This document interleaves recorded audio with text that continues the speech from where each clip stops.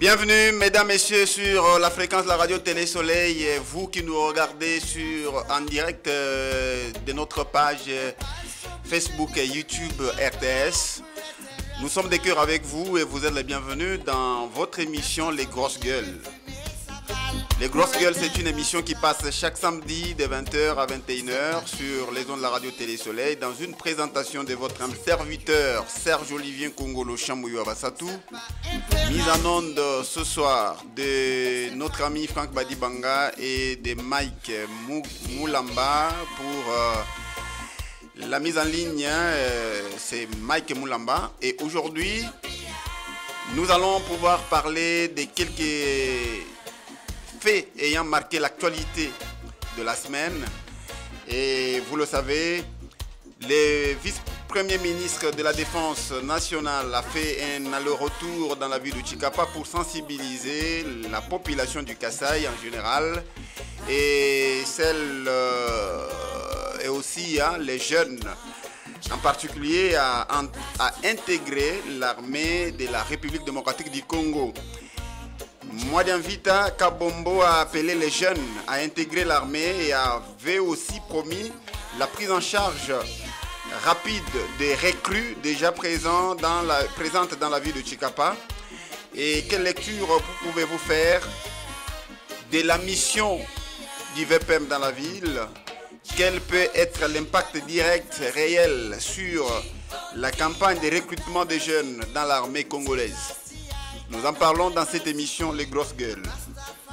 Depuis l'arrivée du gouvernement Mwadian Mukendi à la tête de la province du Kasaï, les journalistes se disent victimes d'humiliations et des propos désobligeants de la part de ses services et même de son entourage et même de membres de la famille du gouverneur. Et la dernière humiliation en date est celle qui s'est faite le jour de l'arrivée du vice-premier ministre de la Défense. Donc beaucoup de journalistes et même des particuliers ont vu leur téléphone et caméras être avis par les proches du gouverneur de province et surtout par son parsec. Quelle lecture faire de cette situation? Comment faire pour que les journalistes puissent être rétablis dans leurs droits? Que dire de la rétention de l'information ou de l'empêchement des journalistes à accéder à des sources d'information? Nous en parlons dans cette émission.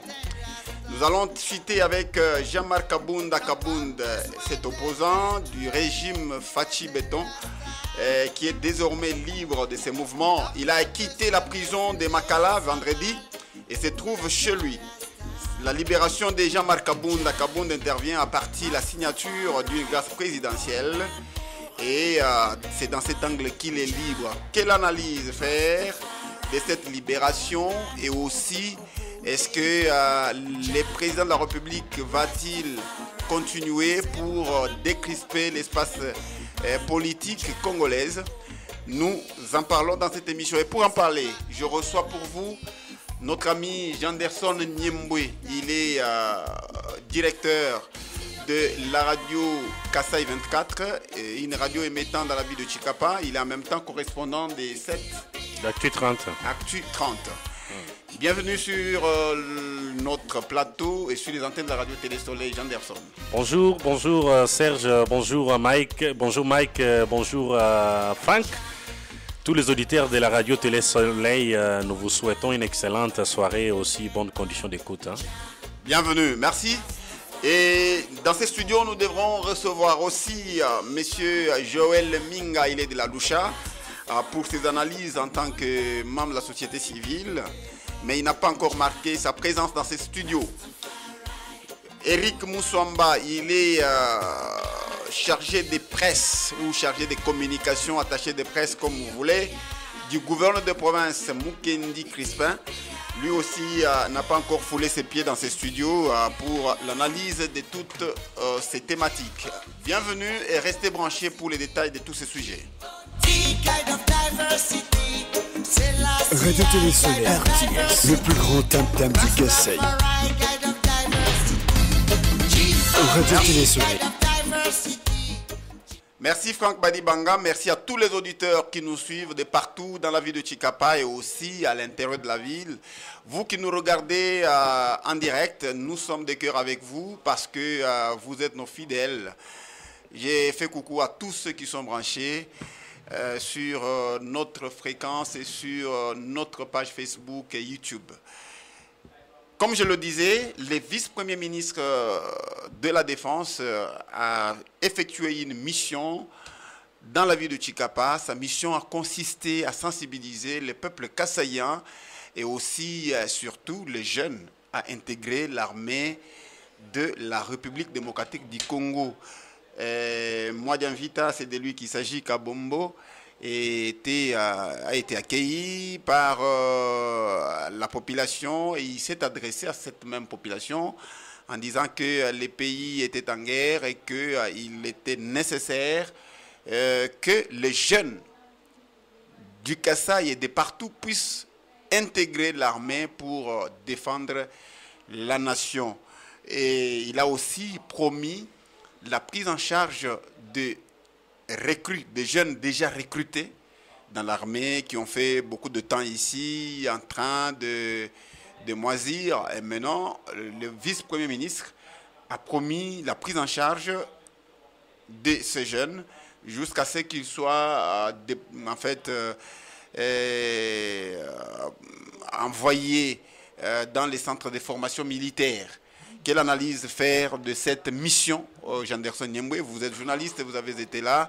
Et comment vous analysez cette mission du vice-premier ministre, ministre de la Défense? Bon, nous avons tous appris, mais aussi nous avons pris part à la cérémonie, que ce soit au niveau de l'aéroport ou au stade où le meeting a été tenu.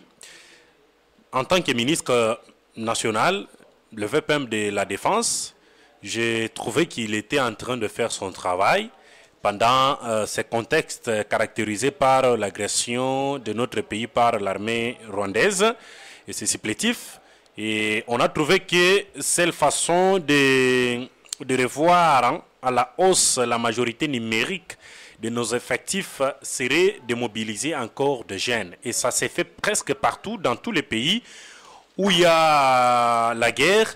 On mobilise parce qu'on sous-entend qu'il y a des groupes qui sont au front, il y a ceux qui décèdent, il y a ceux qui se blessent, et il faut avoir des réservistes, mais aussi des renforts. Voilà. Et je trouve que, mais je pense que donc ça il faut devrait, rajeunir l'armée. Voilà, rajeunir l'armée, mais aussi je pense que c'est ce qu'on devrait faire plutôt avant. Plutôt avant, pourquoi? Parce que nous ne devons pas être surpris lorsqu'il y a la guerre. Nous devons nous mettre en tête, on l'a toujours dit, que notre pays est convoité par tout le monde. Et celui qui a de bien, il fallait qu'il s'entende que demain ou le lendemain, on peut l'attaquer. Et comment est-ce qu'il peut agir? Nous, on pensait que notre pays, nous sommes au paradis, on ne peut pas nous attaquer, on faisait semblant, alors qu'on a des voisins qui ne partagent pas de très bonnes relations avec nous. Moi, je pense que c'est ce que devrait faire le ministre de la Défense depuis longtemps. Même aujourd'hui, on apprend que Jean-Pierre Mbemba est en train de mobiliser les jeunes. Et c'est ce qu'il devrait aussi faire lorsqu'il a assumé la fonction du ministre de la Défense. Voilà. Aujourd'hui, le ministre des Transports, tout ce qu'il sait faire, c'est mobiliser les jeunes pour se faire enrôler dans l'armée. Et ne voyez-vous pas qu'il y a, que je veux dire, inversion des rôles, donc voilà, usurpation de fonctions. Voilà, je ne voulais pas intervenir. Je ne voulais pas plutôt condamner ce que le ministre est en train de faire, parce que je ne sais pas la mission que le chef de l'État lui a confiée de manière très spécifique, qui a été décidé dans le Conseil des ministres. Oui, c'est ça que je dis. Alors, par rapport à ça, sans sortir du débat, nous sommes toujours dans le débat, et vous analysez, vous appréciez la mission de Mwadian Vita Kabombo ici, et ce qu'il est en train de faire à travers le pays, la mission de sensibiliser les jeunes à intégrer l'armée. Mais vous voyez que, pas seulement lui, il y a les députés nationaux qui mobilisent, il y a certains ministres, même les ministres, vous voyez même quand les ministres du développement rural était en train de faire quelque chose sous forme de reportage d'un journaliste. Non, Goma n'est pas tombé, Goma est ceci, tout ça. Il s'agit de celui qui était ministre de l'ESU. Moïndo Nzangi. Est-ce que c'était dans son rôle? On a vu aussi les ministres des commerces, Paloukou, en train de parler de ça. On a vu beaucoup de ministres en train de parler de la guerre, alors qu'il y a un ministre chargé de ça, donc le ministre de la Défense. Donc si peut-être c'était le ministre de l'Intérieur, on comprendrait. Mais qu'est-ce qui fait que Jean-Pierre Bemba, qui est au transport, parce qu'il venait de ce ministère-là, il n'a pas sensibilisé, mais lorsqu'il quitte le ministère de la Défense, il s'est fait sensibilisateur des jeunes pour qu'ils puissent intégrer l'armée. Il y a d'autres ministres qui font la même chose. Est-ce que Madiam Vita n'est pas capable de jouer valablement son rôle pour qu'il soit épaulé par d'autres ministres? Cette communication-là, n'est-ce pas, ça laisse entendre. Donc c'est comme si il y a eu une désarticulation, il n'y a pas une bonne coordination de l'action gouvernementale. Non, bon, moi je pense que nous sommes pendant une période un peu très spéciale. Hein? Le contexte est totalement spécial et nous oblige certaines rigueurs, nous oblige certaines règles qui ne sont pas de coutume. Donc, par exemple, je peux dire que le ministre Jean-Pierre Mbemba, ce n'est pas lui qui fait enrôler les jeunes dans l'armée. Il joue le rôle de sensibilisateur. Et là, comme tout Congolais, pendant une telle période, celui qui a un espace de pouvoir peut rentrer dans sa base, là où il est plus écouté, et lancer un message. Nous avons aussi des ministres, des députés nationaux qui étaient à Tchikapa. Ils ont fait le même rôle, ils ont joué le même rôle que le ministre de la Défense, le ministre Jean-Pierre Mbemba, en mobilisant la population. Mais où est-ce que nous trouvons qu'il y a un peu de couac? C'est au niveau des informations qu'on diffuse sur la situation de la guerre. C'est lorsque vous parlez par exemple de la sortie médiatique de Moïndo Nzangi, qui n'était pas totalement opportune à une telle période. Parce que même la Constitution nous oblige que les informations de la guerre, les informations liées à l'armée, lorsqu'elles ne sont pas encore livrées par des bouches autorisées, donc le porte-parole de l'armée, le commandant, le ministre de la Défense et le porte-parole du gouvernement, vous ne pouvez pas vous réveiller le matin et déclarer que la ville de Tchikapa vient de tomber parce que vous n'êtes pas militaire, vous ne savez pas les militaires qui venaient de faire leur entrée là sont des militaires congolais ou des rwandais. Est-ce que ces Ougandais qui viennent d'entrer, c'est dans le cadre de coopération bilatérale entre la RDC et l'Ouganda? Donc, il y a beaucoup de questions qui nécessitent quelqu'un qui est censé livrer ces informations-là, prendre les devants et communiquer. C'est comme aujourd'hui le porte-parole du gouvernement le fait. On comprend que lorsque Bukavu est tombé, il est passé, il a trouvé que maintenant c'est opportun de communiquer sur ça. Bien avant cela, avant que Bukavu tombe, on a eu des informations du genre, non, Bukavu est déjà sous contrôle. Même les gens qui ne connaissent pas l'aéroport de Kavumu, là où il est situé, ils pensaient que l'aéroport de Kavumu, c'est l'aéroport de Tchikapa, donc, qui est en pleine ville. Pourtant, c'est un peu plus loin de la ville, du centre-ville. D'ailleurs, c'est un peu plus dans les territoires. Donc, vous comprenez que celui qui ne connaît pas la situation et qui s'hasarde le matin et livre des informations, c'est donner encore plus la peur. Créer la peur dans la population. Et le ministre a trouvé que vraiment c'est normal, après avoir réuni toutes les informations d'ordre sécuritaire, vous avez vu même la déclaration de Vital Kamerhe, la récente, a créé des petites tensions dans la communauté. Pourquoi? Parce qu'il déclare que Katana vient de tomber, mais après un moment, l'armée contredit. Maintenant, c'est où le président de l'Assemblée communique maintenant sur l'armée, sur la guerre, et le commandant, c'est lui qui est au front, le contredit. Vous voyez ça? Moi, je pense que le gouvernement devrait aussi revoir dans des réunions de conseil de sécurité, des ministres, revoir comment est-ce qu'on doit communiquer sur la guerre. Qui peut communiquer, qui ne peut pas. Qui ne peut pas.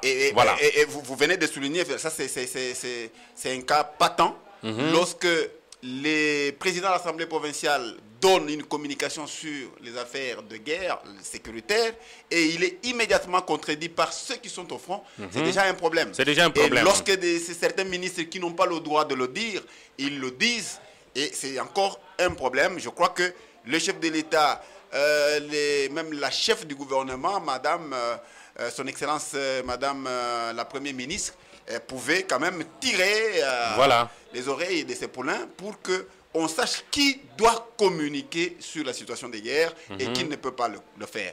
Maintenant, par rapport à la mission du VPM, vous avez dit que, selon vous, ça peut avoir quel impact, ce qu'il a dit, ça a quel impact sur les recrutements de jeunes qui sont en cours dans la ville de Tchikapa et dans la province du Kasaï?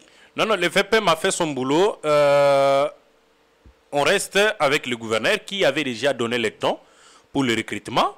Et le ministre est venu pour se rendre compte de l'effectif. Je ne voulais pas aussi parler de l'effectif parce que ça, ce sont les secrets liés, les secrets de l'armée. Ah bon? Les militaires connaissent combien on a recruté, mais le ministre, le gouverneur, la cellule de communication du gouverneur nous avait parlé de 3000 quelque chose. Mais ça a été vite contredit. Et on pense qu'avec ceux qui se sont fait enrôler, les jeunes qui sont venus de Tchikapa, territoire, Moueka, nous aurons un effectif de 5000 pour le moment et on pourra au moment opportun les communiquer. Mais nous, on a vu ce qu'on a vu.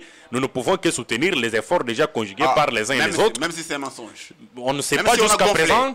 On ne sait pas, c'est à eux de nous confirmer sur les 3200, est-ce qu'il y a un groupe qui traîne encore à la maison, parce qu'on a semblé nous le dire au départ, quand nous étions au stade, on nous a dit que non, il y a ceux qui traînaient encore, le pas, donc ils vont rejoindre. Maintenant, c'est au niveau de l'armée de confirmer combien on a fait enrôler. C'est comme par exemple à Guémena, on a parlé de 50 000 ou combien de jeunes comme ça. Hier, comme ça, on a parlé. Et on a vu, on comptait avant de monter dans l'aéroport, dans l'avion plutôt. Oui. On compte. Et là, ce sont des informations qu'on a vraiment besoin de communiquer. Voilà. Mais à Tchikapa, nous, on reste dans l'officiel. C'est ce que la cellule de communication du gouverneur nous a communiqué, qu'il y avait plus de 3000 recrues. Et finalement, ceux qui étaient au stade nous parlaient de moins de 1000. Mais jusqu'à présent, on ne sait pas qui dit la vérité. Vous aussi, vous étiez au stade. En fait, vous êtes de Kamana Kamba, vous étiez au stade, oui. Oui.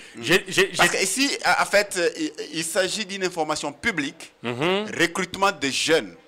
Parce qu'il faut que les parents de Tchikapa, les parents du Kasaï comprennent que c'est une urgence. Voilà. Et l'urgence pour que Tchikapa ou le Kasaï contribuent, participent plutôt, envoient aussi ses fils et ses filles dans l'armée congolaise.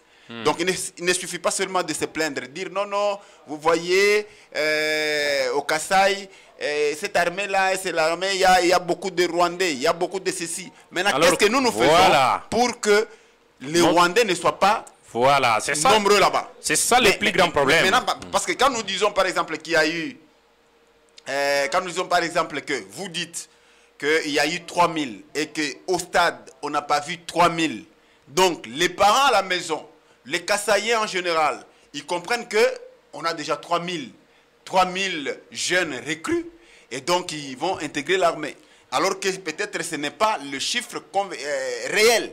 Donc qui trompe qui si cela n'est pas vrai? Voilà, ça c'est un grand problème. Hein. Ouais. Moi je pense que si le gouvernorat a utilisé ça comme stratégie de mobilisation, de sensibilisation, parler de 3000 pour encourager d'autres jeunes à venir prendre inscription au sein de l'armée. Moi, je trouve qu'à ce niveau, c'est bon. Mais ce qui est bon, on allait nous donner des chiffres corrects pour relayer sur nos médias. Et moi, personnellement, lorsque j'ai eu l'information, il y a un journaliste, j'ai diffusé des informations. Ouais. La première information est celle rapporté par les journalistes de Kasaï 24 qui étaient au stade. On parlait d'environ 270 les premiers jours là que le gouverneur a tenu les meetings. On a parlé de moins de 1000, voulais-je dire. Ouais. Mais après, lorsque je voulais écrire, je voulais écrire à travers mon média en ligne, j'ai trouvé qu'il y avait une communication de la cellule qui parlait de plus de 3000. Qui parlait de plus de 3000. Bon, je me suis dit, ici maintenant c'est la source officielle, je parle de 3000 et c'est selon le gouverneur. Ouais. C'est ce que je dis. Voilà. Selon le gouverneur, il y a eu 3000 recrues. Donc, à ce moment-là, moi, je n'ai pas tort C'est au gouverneur de dire combien on a communiqué. Voilà. Et vous pensez maintenant, comme vous avez dit, c'est que la mission du vice-premier ministre est venue, n'est-ce pas, en appui de ce que le gouverneur de province était en train de faire. Je rappelle que dans cette émission, nous devrions recevoir notre ami Eric Moussamba, qui est l'attaché de presse ou chargé de communication du gouverneur de province. Et jusque-là, il n'a pas fait, il n'est pas là, mais je vois, il me dit, il vient de m'écrire qu'il est empêché, il peut intervenir en direct. Bon, il est libre d'intervenir en direct, s'il veut, il peut appeler pour donner son point de vue par rapport à ce que nous disons. Voilà. Maintenant, le vice-premier ministre est venu, il paraît qu'il a laissé une cagnotte, une somme d'argent pour la prise en charge des recrues. Et sur les réseaux sociaux, nous avons lu beaucoup de choses allant dans le sens de détournement ou de l'affectation de cet argent-là à autre chose. J'ai lu l'un des communicateurs du gouverneur, il s'agit de Francis Kabongo, qui a donné certaines précisions dans les groupes WhatsApp et en ligne. Il a dit que le vice-premier ministre avait laissé une somme de 50 000 $ pour la prise en charge, donc la restauration des recrues. Et cet argent a été remis non pas au gouverneur, mais à celui qui fait le travail de recrutement des jeunes. Et ce n'est pas le gouverneur. Et vous, qu'est-ce que vous avez? Est-ce que vous avez la même information? Est-ce que c'est celle-là la vraie information, ou bien il y a une autre que vous avez? Voilà. Lorsque ces recrues se sont soulevées, j'étais là. J'étais au niveau de la radio Onde du Progrès. Je vis des balles, des coups de balles retentir, et je me suis dit, ça ne va pas. Nous sommes venus, on a suivi ce que les Ils se sont soulevés quel jour? C'est juste après le départ du ministre, je pense que le deuxième jour. Voilà. Le lendemain. Et là, on a eu des éléments de ces recrues. Mais moi, en tant que journaliste, mais aussi, je suis dans une approche qui veut plus promouvoir la paix. Et j'ai même un ouvrage intitulé « Mon micro, ma plume pour la paix ». Je me suis dit, est-ce que ça vaut la peine? L'ouvrage est où, toi aussi? L'ouvrage est là, on en parlera. L'ouvrage est là. L'ouvrage, parce qu'il y a beaucoup de gens qui me posent des questions sur cet ouvrage. Voilà, j'ai reçu aujourd'hui Alain Kachama qui est venu me poser la question par rapport à cet ouvrage. J'ai dit, en tout cas, je serai avec Janderson. Voilà. Pour nous les donne, même tous les journalistes qui ont relayé l'information, ils ont dit que très bientôt, on va publier l'ouvrage. Voilà. Dès que l'ouvrage sera publié, c'est encore en chantier. Et là, je parlais, je me suis dit, ce sont des recrues qui parlent. Et est-ce que c'est ça la vraie information qu'il faut diffuser à la radio? Les recrues qui disent que le ministre a laissé l'argent et l'argent a été détourné. Il y a un problème au niveau de la communication du gouverneur, ça c'est vrai, il fallait qu'on se le dise. J'aurais souhaité qu'Eric soit là ou quelqu'un d'autre. Voilà. C'est ça le plus grand problème. Vous nous laissez dans l'embarras. Il y a même certains journalistes de la cellule de communication du gouverneur qui interdisent aux journalistes de faire le travail. Mais moi, je vous rappelle que j'ai commencé à défendre, pas défendre le gouverneur, mais donner la vraie information avant que la cellule de communication n'intervienne. Voilà. Je dis que le gouverneur a réuni les recrues après le soulèvement. Il a dit que l'argent était là et ce n'est pas dans ces bruits-là qu'on devrait donner l'argent. Quand même, je ne pense pas qu'on laisse l'argent et qu'on commence donner à des jeunes gens. Ce n'était pas de l'argent donné comme ça. J'ai réussi, après ces soulèvements-là, j'ai réussi encore d'autres recrues qui m'ont dit exactement l'argent est là et m'ont expliqué comment l'argent sera utilisé. Voilà. Je ne sais pas les 50 000 $ qu'on parle parce que jusqu'à présent, nous n'avons pas de version officielle et c'est pour cela que je condamne la cellule de communication du gouverneur. Non, mais la cellule de communication a parlé de ça dans un des groupes. Mais c'est après que ces jeunes-là, c'est après ce soulèvement et ce n'est pas normal. Vous voyez ceux qui ont relayé l'information sur les détournements. Ceux qui ont lu ces journalistes-là et qui n'ont pas eu le temps de suivre maintenant la version de la cellule de communication peuvent dire que c'est vrai, l'argent a été détourné, maintenant on on joue avec un peu de mascarade.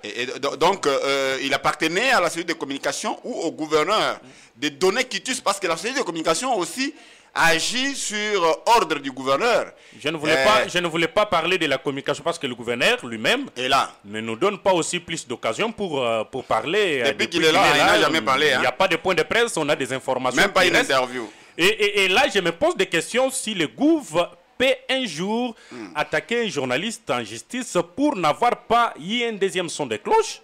Ça, c'est aussi un autre problème, parce qu'il fallait qu'on ait un mécanisme qui permet aux journalistes d'accéder à l'information. Aussi longtemps que ceux qui sont proches du gouverneur restent un peu trop collés au principe, trop figés à ce qu'ils définissent comme principes d'organisation à leur niveau, et des principes qui bloquent le journaliste à accéder à l'information, c'est plus grave encore. Moi, je pense que c'est juste un conseil. Il faut que le gouverneur trouve plus loin un mécanisme de communication avec sa cellule de communication. Qu'est-ce qu'on doit dire à la population après un tel événement?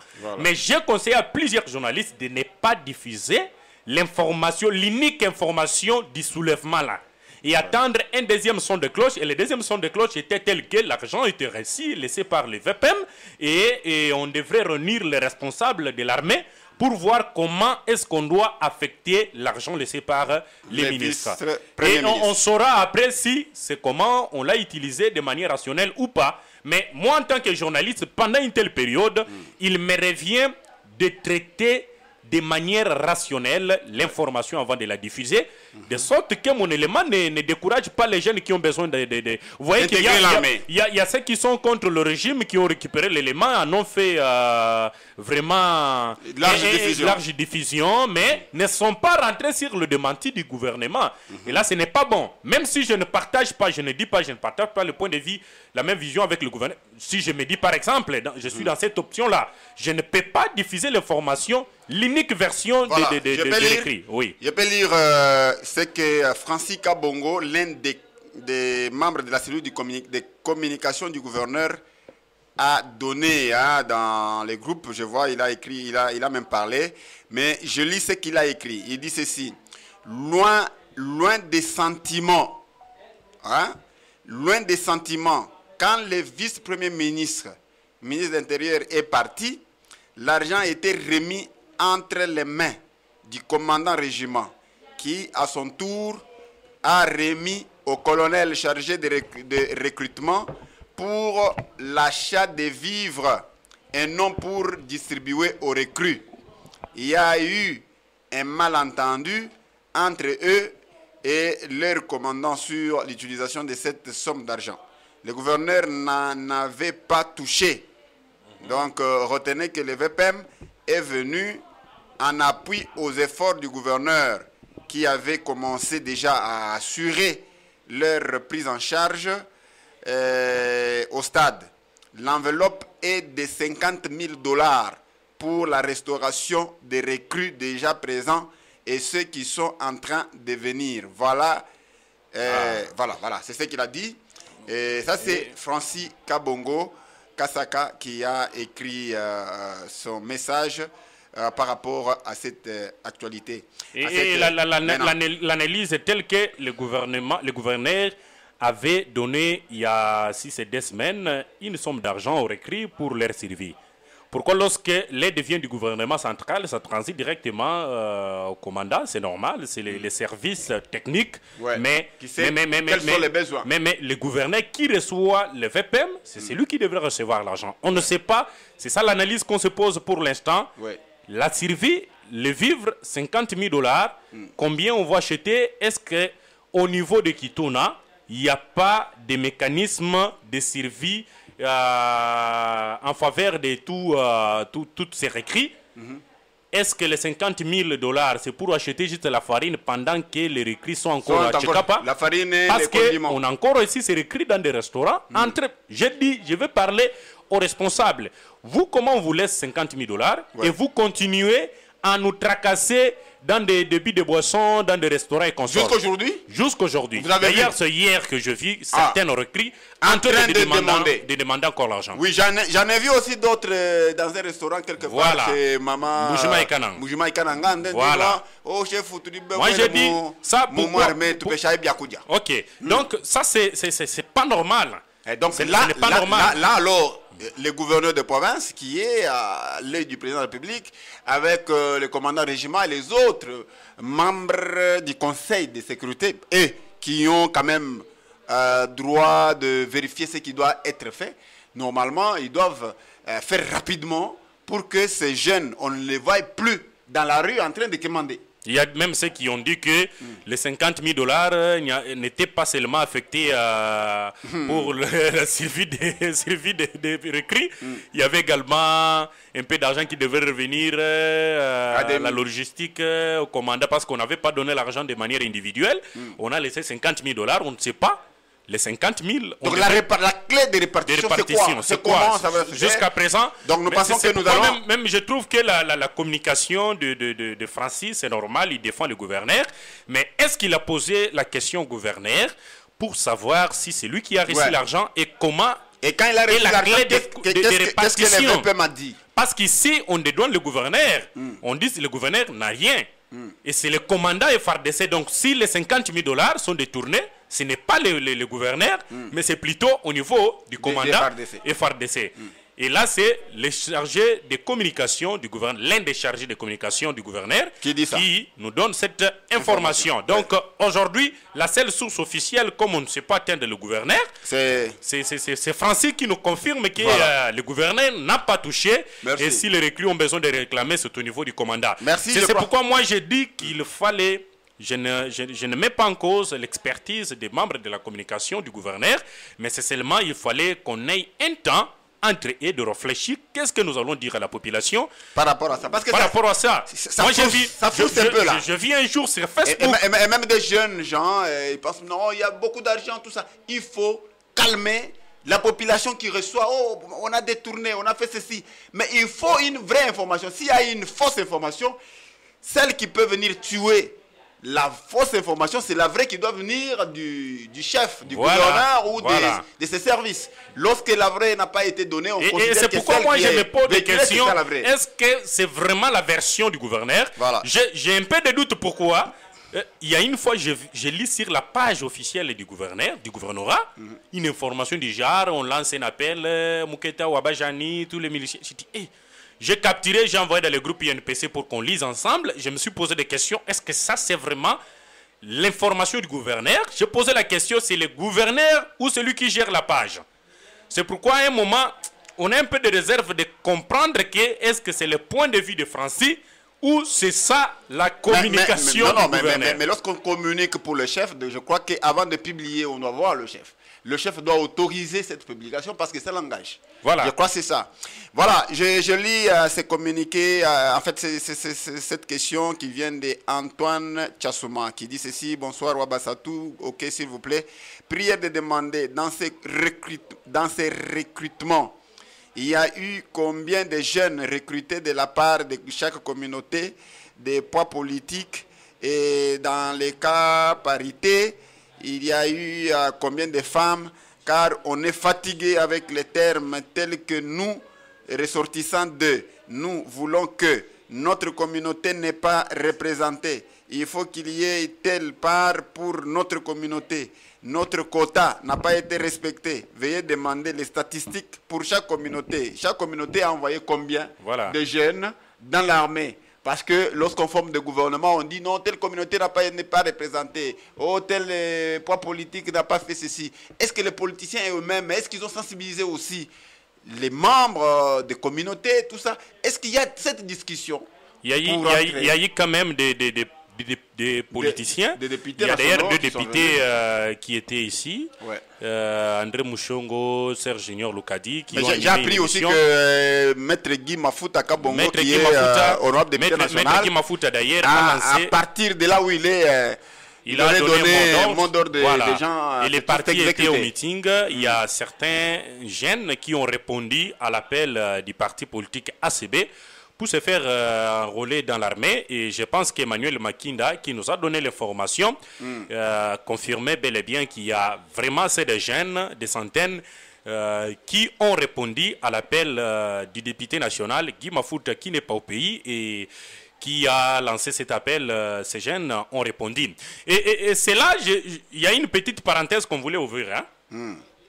Aujourd'hui, félicitations d'abord aux députés qui se sont mobilisés pour venir à Chikapa et ceux qui ont donné un message de mobilisation pour que les jeunes se fassent enrôler dans l'armée. Mais il y a d'autres qui sont restés silencieux et c'est ce qui me dérange un tout petit peu. Lorsqu'il y a partage des gâteaux, ce sont ces députés-là qui se déchirent. Au niveau de la province, les communautés-là qui se déchirent. Les recommandations, les partis-là qui se déchirent. Et lorsqu'on réalise que la situation du pays commence à boiter un tout petit peu, chacun commence à tirer les draps de son côté. J'ai même rencontré, je ne voulais pas citer le nom du député, un des députés, son entourage, qui disait non, mais Tshisekedi là a géré le pays, nous on pensait qu'il le devrait. J'ai dit non, cet argument ne peut pas venir de vous actuellement. Parce que c'est vous qui êtes dans la main, voilà. Qui êtes à la mangeoire. Vous avez pris en otage la province et consort, le pays, vous avez eu des postes, vous étiez content. Acceptez aussi. C'est comme lorsqu'on a des actions. On est associé et on se partage les bénéfices et les pertes. Voilà. Vous ne pouvez pas tirer les draps de votre côté parce que c'est la perte, et croire que nous allons vous écouter. C'est le moment que chaque parti mobilise ses militants parce que dans ces partis, il y a des jeunes à partir de 18 ans qui doivent intégrer l'armée. Aujourd'hui, vous condamnez que l'armée est pleine de tout ce que vous voulez citer. Rwandais, mais vous, les Kassaïens, mais les Kassaïens sont où? Vous étiez où pour vous faire enrôler? Vous voulez seulement faire même maintenant, là, ils ne traînent les pas. Quand vous dites que, par exemple, ils ont peur d'ailleurs. Il y a plus de 50 000 jeunes qui ont accepté d'intégrer l'armée. Voilà. Et au Kasaï, vous avez moins de... Et vous pensez qu'aujourd'hui, Janderson est élu président de la République, je vais prendre Mike comme général, il n'a jamais été militaire, je ne peux pas le faire. Je vais prendre quelqu'un de l'Équateur, quelqu'un de l'Est qui a déjà de l'expérience dans l'armée, pour les nommer dans ces postes-là. C'est comme ça, il y a des postes, on ne peut pas créer des personnes. Voilà. Et au niveau quand du on Kasaï, crée, on est chaud. Au niveau du Kasaï, on a seulement peur lorsqu'on apprend. Et tout ça, c'est quoi? C'est pourquoi moi j'ai parlé dans mon ouvrage, le rôle du journaliste. Voilà. On a diffusé des informations qui ont créé la panique dans la population sur la progression des rebelles. Et tout ça, on fait croire aux gens que lorsque vous partez au front, l'unique résultat c'est la mort. Donc c'est la mort. Mais il y a un député qui a expliqué, si Jean Baé, qui disait que dans l'armée, il n'y a pas qu'aller au front. Il y a également des infirmiers, il y a des chauffeurs, tu peux être un bon mécanicien. Et tu vois on appelle ça les génies civils. Les génies, voilà. Voilà. Allons à autre chose. Il y a quelqu'un qui vient de nous écrire, c'est Monsieur Tchunza. Il dit ceci. C'est un prêtre, il dit, nous ne vendons pas en mal l'image de la province. Soyons administratifs dans 48 heures, faire la clé de répartition de cette somme. J'ai dit. Il dit, mais dans cette durée, on décrit les détournements. Il est mieux de laisser l'administration financière faire son travail. Donc, voilà. Français, moi, je l'ai compris. Lui il voulait qu'on donne la bonne information. Ouais. C'est aussi pour nettoyer tout ce qu'il y a eu comme raconteur au départ. Oui, c'est parce que nous avons attendu. Et nous avons invité l'un des communicateurs du gouverneur et il n'est pas venu. Qui n'est pas venu. Il a dit qu'il devait intervenir en ligne, il ne le fait pas. Et donc, voilà. Et lorsque nous parlons, on nous taxe de tous les mots, mais moi je ne suis pas quand même payé par le gouverneur. Je passe au micro pour donner la bonne information. C'est ça le rôle du journaliste. Et mon analyse, c'est fini, ça s'arrête là-bas. C'est lui qui est censé donner les informations du gouverneur.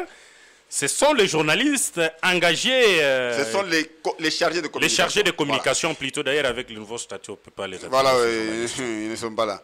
Voilà, nous passons à autre chose, mais toujours dans la même ligne ou dans les mêmes veines. Nous disons ceci, depuis l'arrivée du gouverneur Crispin Mukendi à la tête de la province, beaucoup de journalistes se plaignent. Beaucoup de journalistes disent qu'ils sont victimes victime de dérapage, des propos désobligeants de la part des services du gouverneur, de son entourage, et même ceux qui ne sont pas journalistes, qui ne sont pas chargés de communication, ils s'intéressent à ce que font les journalistes. Ils veulent donner les ordres qui sont contraires à la loi pour que cela soit appliqué aux journalistes qui partent chercher l'information. Et le gouvernorat, qui est une institution provinciale, la deuxième d'ailleurs institution, et les journalistes sont appelés à aller récolter les informations pour les diffuser. Mais beaucoup de journalistes qui partent là-bas, ils sont soit humiliés, soit ils sont brutalisés par certaines personnes non attitrées. Et au nom de la famille du gouv, au nom des services du gouverneur, et ils posent ces actes-là. Et dernièrement, c'était les jours où le vice-gouverneur, le vice-premier ministre, ministre de la Défense, est arrivé dans la ville de Chikapa. Beaucoup de journalistes ont vu leur matériel de travail, des reportages, être confisqués par des individus. On parle du parsec du gouverneur, on parle de certains membres de sa famille, on parle des autres personnes qui ne sont même pas membres de la cellule de communication. Et on a pris des téléphones. Les informations que j'ai eues, il faut les vérifier. On m'a dit que ces gens qui avaient confisqué les téléphones, ils ont même décidé de formater. Ils ont dit qu'ils devraient d'abord formater ces téléphones avant de les remettre aux propriétaires. Comment vous analysez cette situation, Janderson? Vous êtes journaliste. Nous avions voulu analyser cette question avec les membres de la cellule de communication du gouverneur qui ne sont pas venus. Et vous, qu'est-ce que vous dites par rapport à ça? Voilà, d'abord, la première chose, je trouve qu'il y a vraiment une ignorance à haute échelle. Hein. Franchement, il faut qu'on se le dise. J'ai lu un communiqué d'IGR que désormais, on ne peut pas prendre des images avec un téléphone. Je me suis posé des questions. Est-ce que les membres, c'est lui qui a signé ces communiqués-là? Comment il apprend cela? Les téléphones et quel type de téléphone? C'est madame la chef de service. Par exemple, Eric ou Mike peuvent avoir un téléphone qui coûte $1500. C'est comme par exemple iPhone 16. Coûte $1600.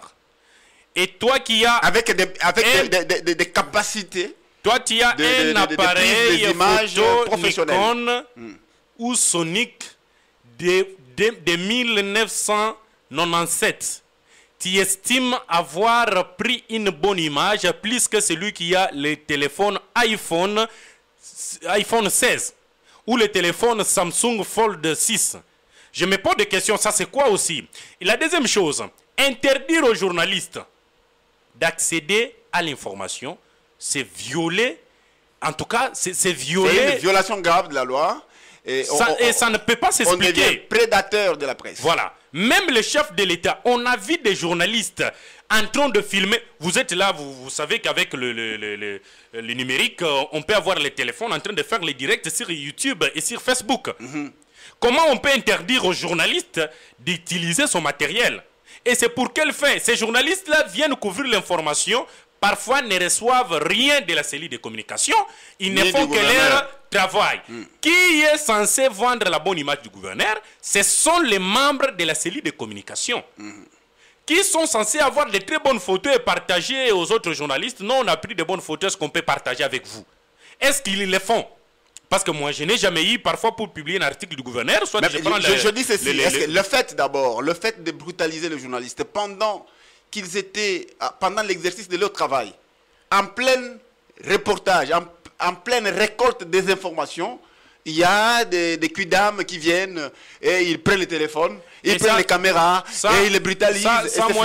Et donc vous trouvez ça normal? Je demande au gouverneur quand même de rappeler tous ces agents, parce que le pouvoir d'attribution, ce n'est pas parce que moi je suis proche du gouverneur que je dois faire le travail de Francis Kabongo, faire le travail d'Eric, faire le travail d'Albert Mouata.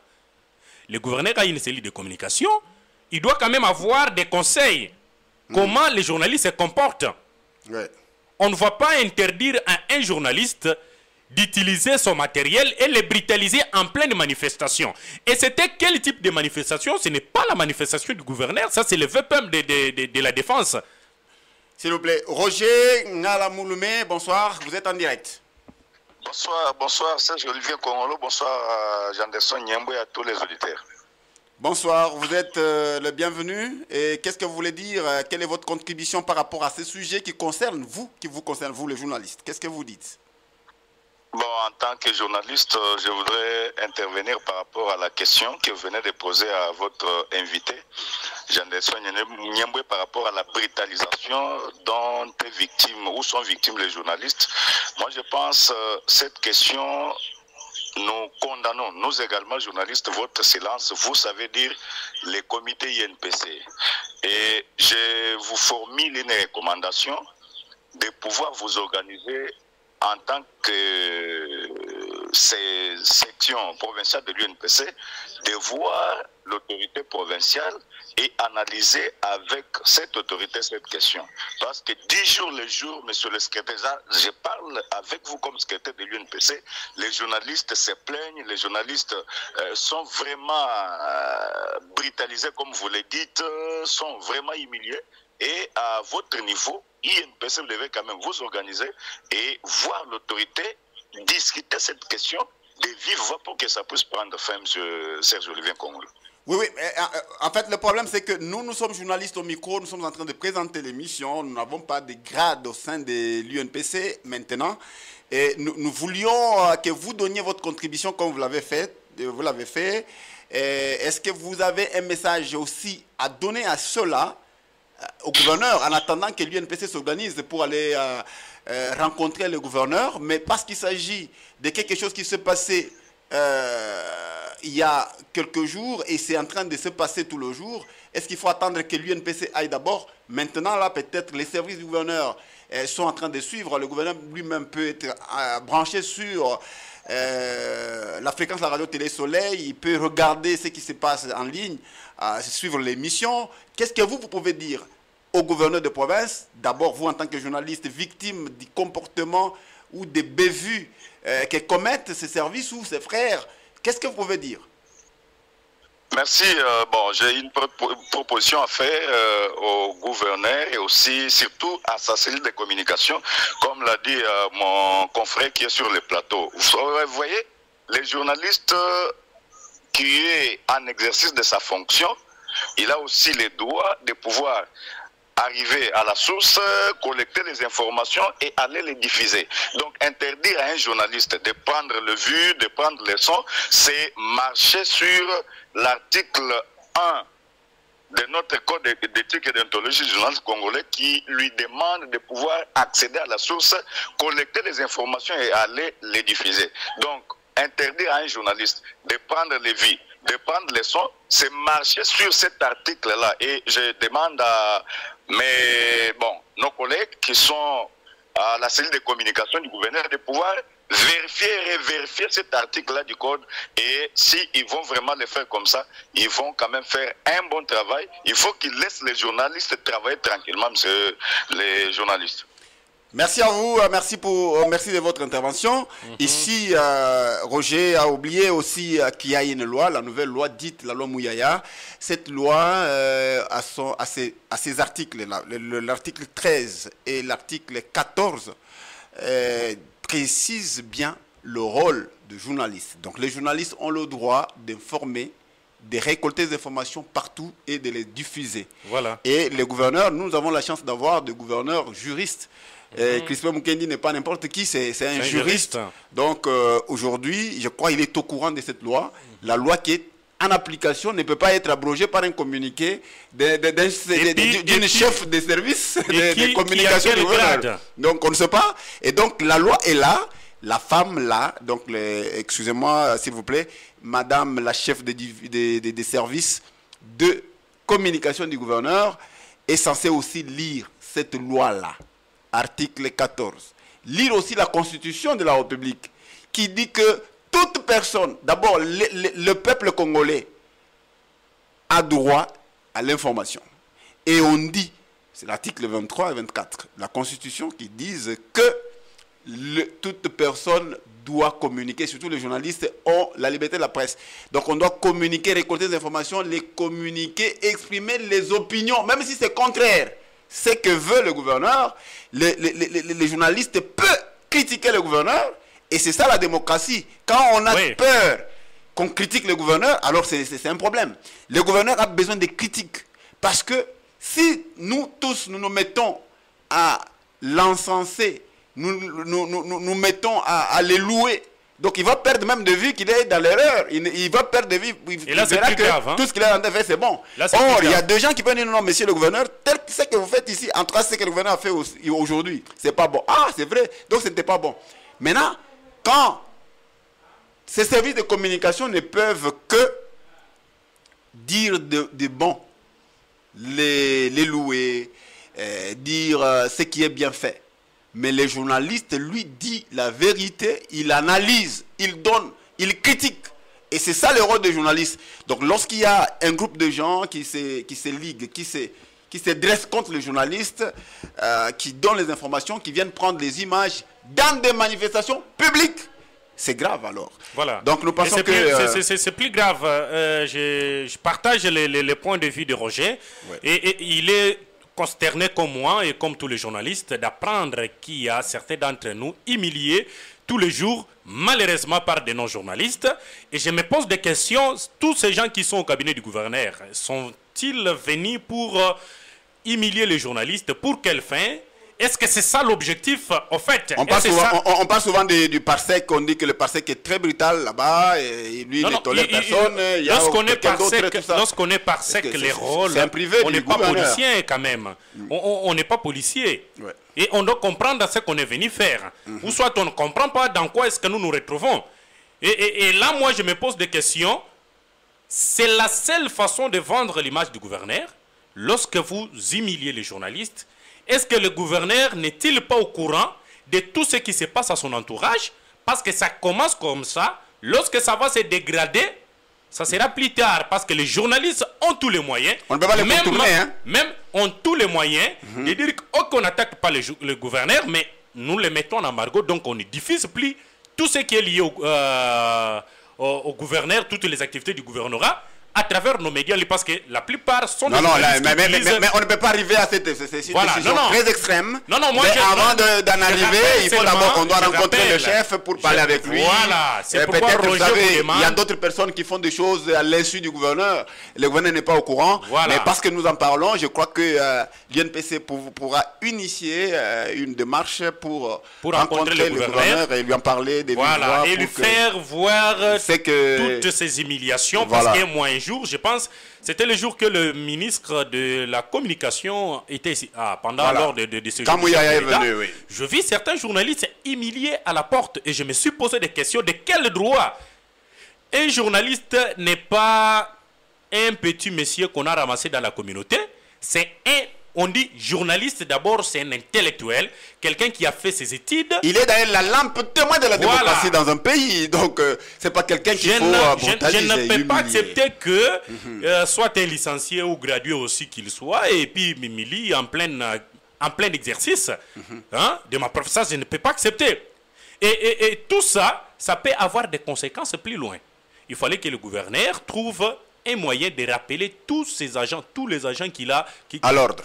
Voilà. Et savoir qu'est-ce qu'on doit faire. Tu es Parsec, est-ce que tu peux t'occuper de tous les documents du gouverneur, t'occuper quand même de certaines attributions. Voilà. Et c'est ce qu'on appelle, on fait qu'est-ce qu'on fait? Donc on ne sait pas finalement ce qu'on doit faire. Oui. À côté du gouverneur. C'est ça qu'on appelle... Tu es Parsec, tu es là pour prendre des notes. Ce n'est pas pour laver le téléphone des gens. Le vrai mot, c'est du saupoudrage. Saupoudrage. C'est du saupoudrage. Il y a d'autres... On fait quoi? Voilà. Toi, tu es par exemple parce que moi, je dois régler un compte avec... J'ai un compte à régler avec Mike. Et je suis Parsec et je l'humilie. Ce n'est pas normal. Et vous, rappelez-vous, je voulais prendre le cas du confrère qui a été humilié au stade. Les matériels ravis, alors qu'il fait la communication d'une autre autorité, d'ailleurs, qui était à l'honneur pendant la cérémonie. Moi, je suis venu accompagner, par exemple, un commandant de la PNC, un commandant régiment, et c'est le Parsec du gouverneur qui vient me ravir la caméra. Parce que soit on doit avoir, on a des petits problèmes. Il faut qu'on quitte ce stade-là. Merci. De ne pas agir avec plus d'émotion. Et c'est pourquoi je réitère la demande de Roger de constituer une commission, la commission qui peut rencontrer le gouverneur, d'abord lui faire voir tout ce que les journalistes subissent. Non, s'il te plaît, avant que vous disiez ça, est-ce que c'est parce que dans cette cellule-là, il y a quand même des gens qui ont travaillé beaucoup, qui ont de l'âge dans la profession, qui ont communiqué. Vous voyez les gens comme Francis Kabongo, qui est là depuis Manyanga, depuis Mpieme plutôt. Et il est là aujourd'hui avec Crispin. Vous avez les gens comme l'Éric Moussamba. Vous avez Éric était avec... même Mpieme, oui. Et il y a aussi d'autres qui sont là, qui connaissent la profession. Est-ce que ces gens se sentent-ils étouffés par de nouvelles personnes venues et qui ne connaissent pas les contextes même de ces Kassai ou de travail, et puis ils sont peut-être tétanisés et ils ne savent pas parler. Je sais que gérer une commission, on ne doit pas seulement être journaliste pour gérer la commission, la cellule de communication du gouverneur, mais quand même on doit avoir au minimum certaines notions quand même de la communication. Ouais. Parce que lorsqu'on parle de la communication, on voit tous ces aspects-là. Les gestes. Voilà. Pourquoi, lorsque nous venons, les chefs de l'État, je parle des chefs de l'État, les numéros 1 de la République, arrivent à Tchikapa, on nous laisse entrer avec nos téléphones. Moi, je suis là à faible distance avec les chefs de l'État. Tout et on prend des photos. Les parsecs là, il y a même Albert Moita, je l'ai vu le jour où le chef de l'État est venu. Il a fait le direct avec les téléphones. Voilà. Est-ce qu'il avait une caméra? Et je me pose des questions. C'est ça en fait les changements là, du narratif là. Je me pose des questions. C'est motivé par quoi on vise un groupe de journalistes. Donc madame la chef de service doit changer sa façon de travailler. Moi je conseille, c'est juste un conseil. Hein. Dans cette cellule, il y a des journalistes. Je lui demande de poser quand même des questions aux journalistes avant de prendre n'importe quelle décision. Merci beaucoup. Merci. Vous avez les journalistes maintenant, vous qui êtes souvent, qui partez au gouvernorat pour récolter des informations, qui partez sur le terrain.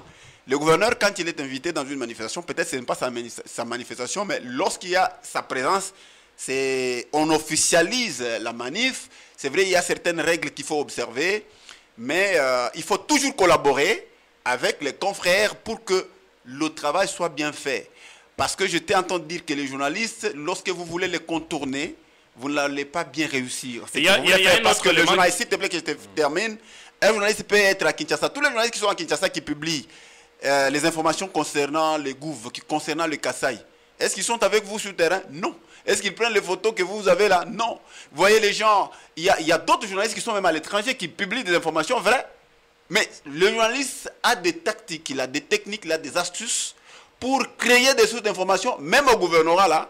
Et les sources qui peuvent commencer à donner des informations à ces journalistes qui sont dehors. Et vous serez surpris que le journaliste qui n'est pas avec vous commence à publier les informations et que vous-même dans la cellule de communication dont vous n'êtes pas au courant. Donc il faut collaborer. Un élément, c'est l'insouciance de l'INPC face à tout ce qui se commet à l'endroit des journalistes. Il ne faut pas seulement attendre recevoir des plaintes des politiciens que Mike, Fabien ou tel autre journaliste a violé telle loi, il a dit ceci, il a diffamé, mais aussi vous êtes là, pas vous, parce qu'ici vous êtes présentateur de l'émission INPC, pour protéger quand même certains intérêts des journalistes. On ne doit pas quand même accepter, c'est comme si on vivait encore à l'époque de Mobutu, on ne pouvait rien dire. Et ça, on le dit encore au départ, qu'il fallait que l'INPC ouvre l'œil et se constitue en commission, même petite commission restreinte, pour voir le gouverneur et lui dire que ce que tes collaborateurs réservent comme réaction aux journalistes, constitue une violation flagrante de la loi, des lois du pays. Beaucoup de lois d'ailleurs. Voilà. Donc, on ne doit pas, parce qu'on connaît un journaliste à quel est, on se dit d'ailleurs ce petit-là. Non, il est journaliste. Il est journaliste. Je crois que c'est acté. Le président de l'UNPC, Marc Laurent Chimangamboui, que je salue, est en train de suivre. Il a suivi les. Et moi, je l'ai dit, s'il ne le fait pas, nous, journalistes, attention, s'il vous plaît, attendez. Je ne vous laisse pas proférer des menaces contre le président de l'UNPC. Attention. Donc sinon, vous serez sanctionné. Non, je fais juste un peu de pression sur le président. Il n'y a pas de pression. Les pressions sont exercées sur le gouverneur. Le gouverneur doit savoir qu'il est il n'est pas seulement pour cette cellule de communication. Franck Badibanga, s'il vous plaît, accorde-nous quelques minutes, nous terminons. Et lorsque Oui, 10 minutes. Donc, les gouverneurs doivent savoir que depuis qu'il est là, il est le gouverneur les moins attaqués par la presse. Depuis qu'il est là. Parce qu'on a vu Mpieme être attaqué de fond en comble, aucune réaction. Voilà. Depuis tout son mandat. Je profite de cette occasion pour féliciter vraiment Maître Dieudonné Piémé.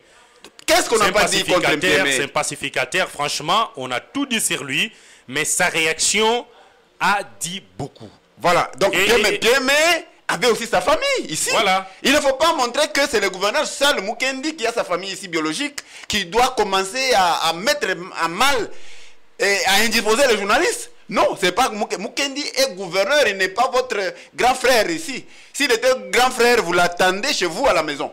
Ici, c'est au gouvernement de la province, c'est officiel, c'est une institution publique de l'État. Et quand les journalistes partent là-bas, c'est comme les gens en train de travailler, en train de récolter des informations pour diffuser pour la population. Donc ils ne partent pas là comme petit frère du gouverneur, ils ne partent pas là comme cousin. Et le gouverneur ne vient pas là-bas comme, je ne sais pas, grand frère de quelqu'un. Il est là comme gouverneur de province, il engage la province au nom du chef de l'État. Et donc, même quand on critique le gouverneur, on le critique parce qu'il gère la province. Avant qu'il ne soit gouverneur, personne ne s'intéressait à lui. Hein?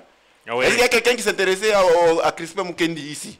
Parler de lui, non. C'est parce qu'il a maintenant d'autres charges. Et ça, ils doivent comprendre. Et ils doivent comprendre. Il faut que vous compreniez, vous qui êtes dans l'entourage du gouverneur. Franchement, on a beaucoup reçu comme plainte.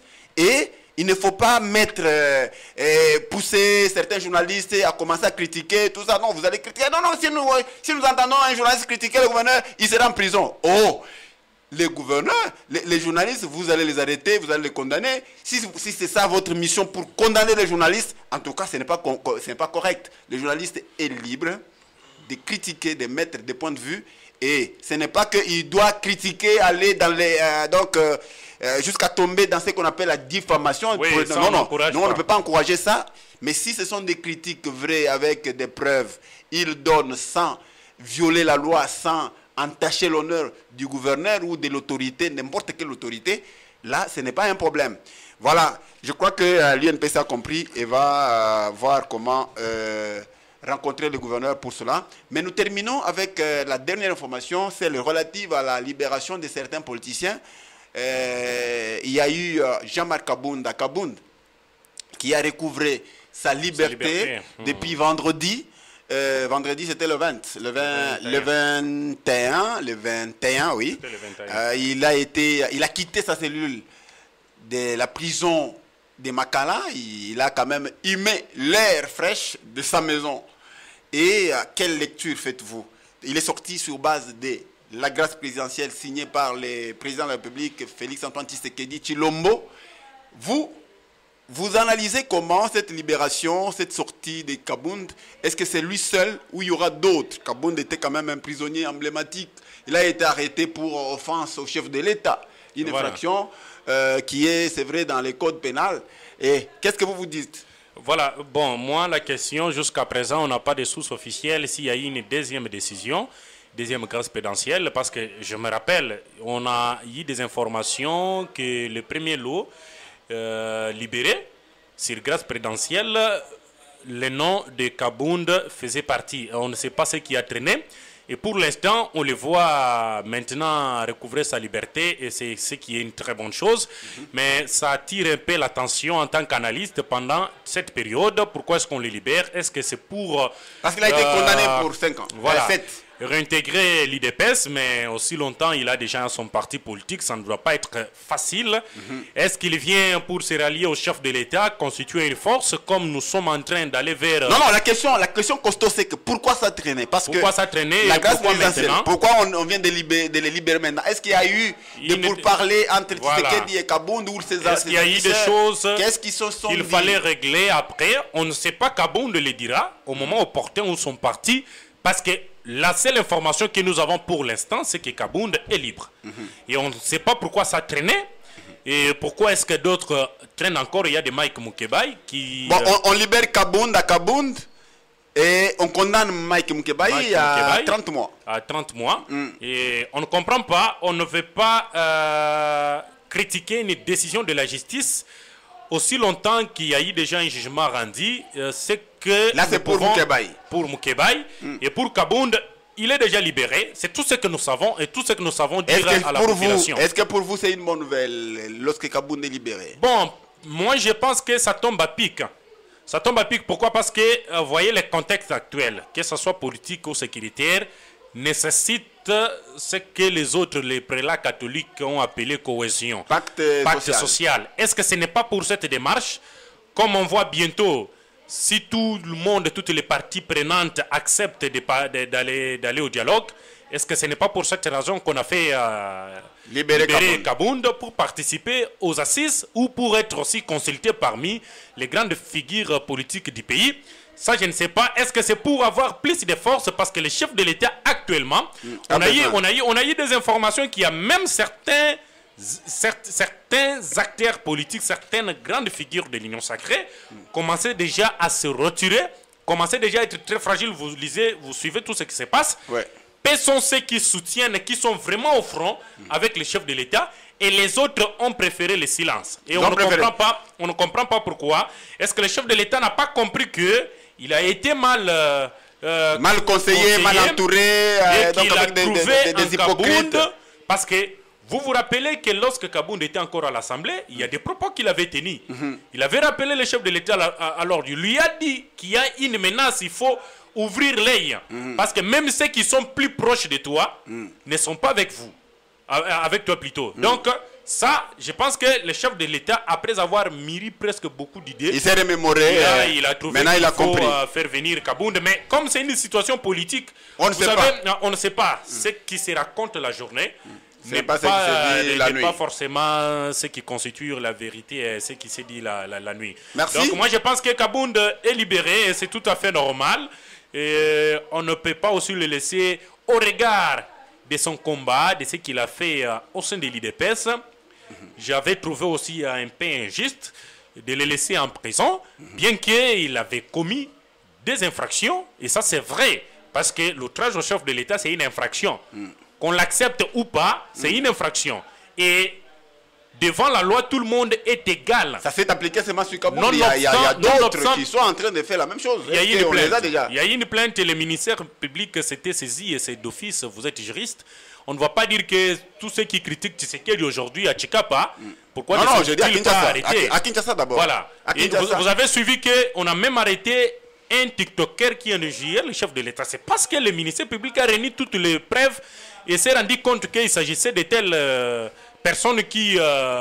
mais pourquoi mais il y a d'autres aussi qui analysent, qui disent mais Tshisekedi était champion en offense au chef de l'État. Kabila était là et donc Tshisekedi il les jurait comme il voulait. Il n'avait jamais été interpellé, il n'avait jamais été condamné. Mais pourquoi sur Kabound on pouvait condamner et lui et sa femme, tous étaient en prison? Bon, moi je pense qu'il y a certains secrets qui nous dépassent, qui dépassent la réflexion. Votre conclusion, nous sommes presque à la fin. Nous sommes presque à la fin. Voilà, ma conclusion, moi je félicite d'abord les jeunes courageux qui ont accepté de défendre le pays sous le drapeau. Et nonobstant ce qui les décourage. Moi je pense que tout le monde ne peut pas aller dans l'armée parce que moi-même je n'ai plus l'âge, vous également et les autres politiciens. Et actuellement on a besoin de voir ces jeunes se battre pour le pays et c'est ce qu'ils ont choisi. Les Kassaïens, vous devez comprendre que ce qui se passe à l'Est peut se reproduire à Tchikapa. Et lorsqu'on regarde l'effectif que nous avons ici à Tchikapa, faire face à une agression étrangère, vraiment ça sera du pire. Et lorsqu'on encourage les enfants à aller dans l'armée, l'objectif idéal n'est pas seulement d'aller au front. Vous vous rappelez qu'il y a un journaliste ici qui avait pris inscription dans l'armée à l'EFO. Et actuellement, je ne pense pas qu'il peut se comparer avec un de ses amis. C'est un journaliste avec qui j'ai travaillé sur il semble ici en Inde, si c'est où là, je ne sais pas. Ce journaliste, il s'appelle Faustin ou qui comme ça. Voilà.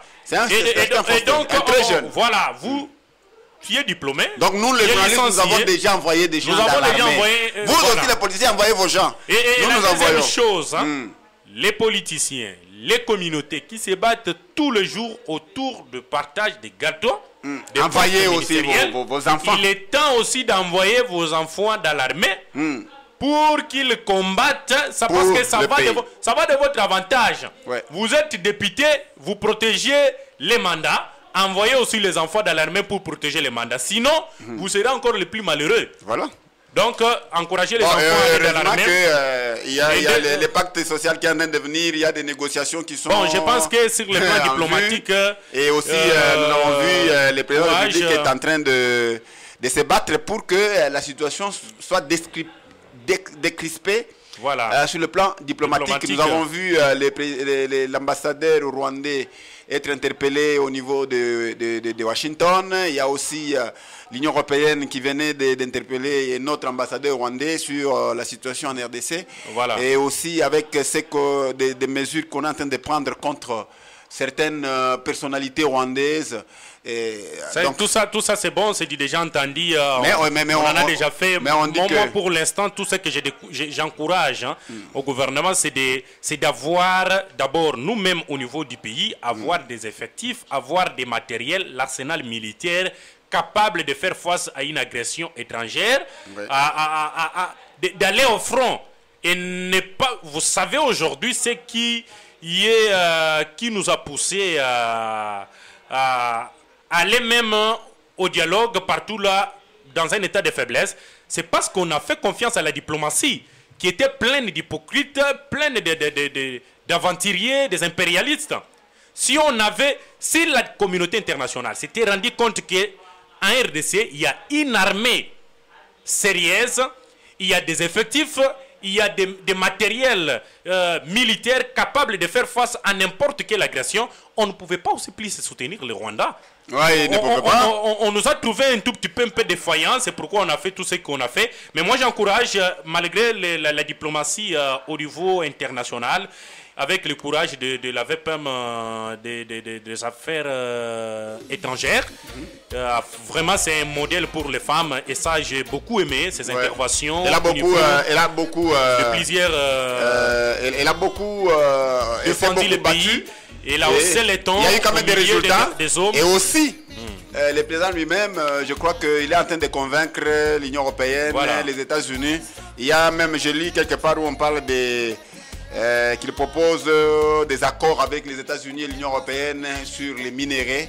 Et la situation va se décrire. Et les auditeurs, on vous demande de suivre le radio pour avoir la meilleure information. La radio Soleil surtout.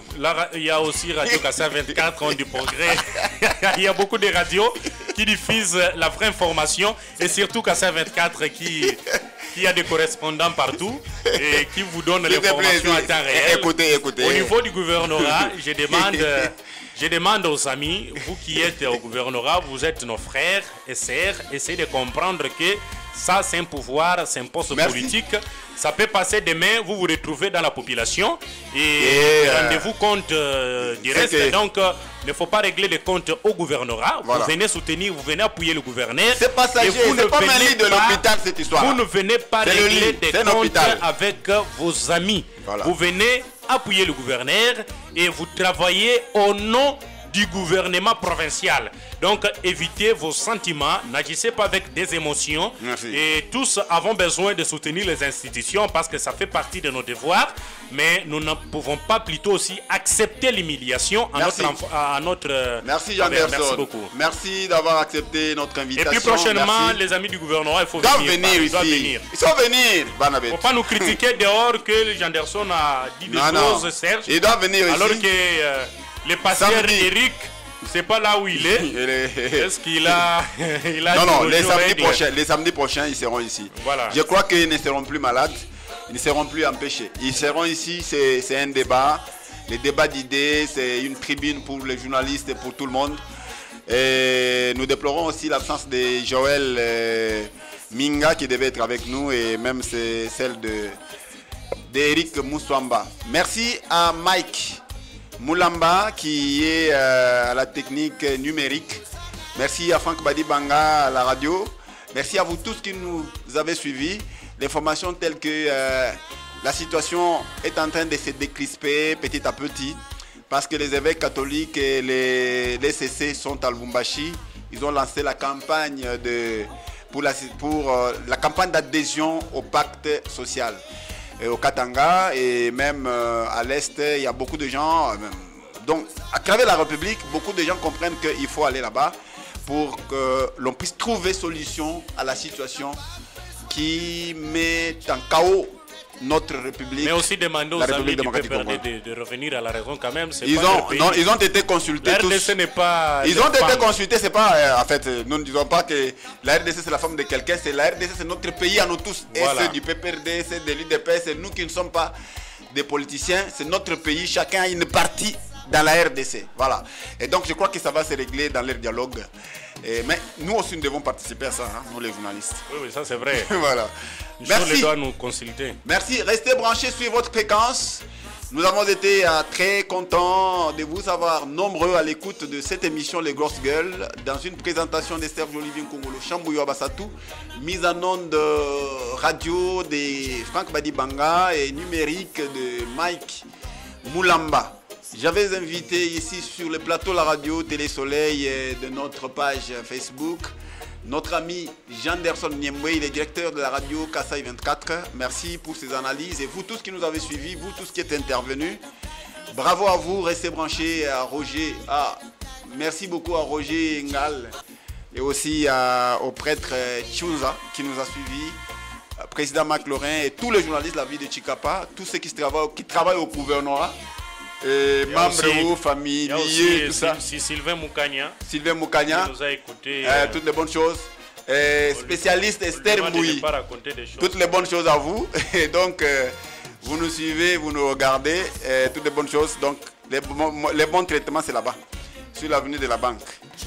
Bye. Restez branchés.